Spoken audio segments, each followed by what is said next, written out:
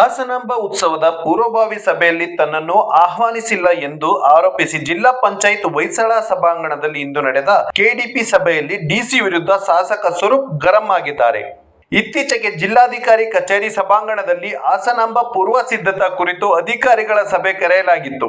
ಅವರನ್ನು ಆಹ್ವಾನಿಸಿರಲಿಲ್ಲ.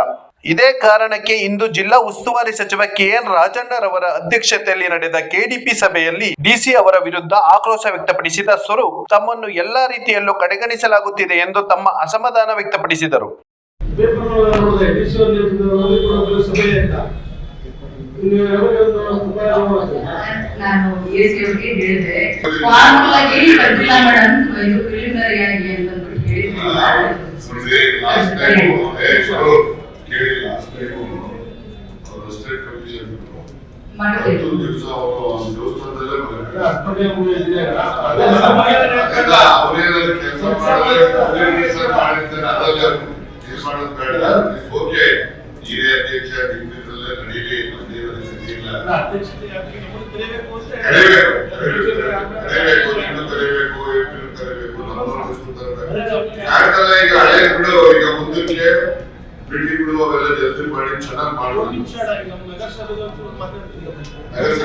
ಸ್ಥಳೀಯ ಹಾಗೂ ನಿಖರ ಸುದ್ದಿಗಾಗಿ ಸಬ್ಸ್ಕ್ರೈಬ್ ಆಗಿ ಬೇಮಾ ವಿಜಯ ಡಿಜಿಟಲ್ ಯೂಟ್ಯೂಬ್ ಚಾನೆಲ್ ಹಾಗೂ ಪಕ್ಕದಲ್ಲಿ ಕಾಣುವ ಬೆಲ್ ಐಕಾನ್ ಕ್ಲಿಕ್ ಮಾಡಿ ಕ್ಷಣ ಕ್ಷಣದ ಅಪ್ಡೇಟ್ಗಳನ್ನು ಪಡೆದುಕೊಳ್ಳಿ.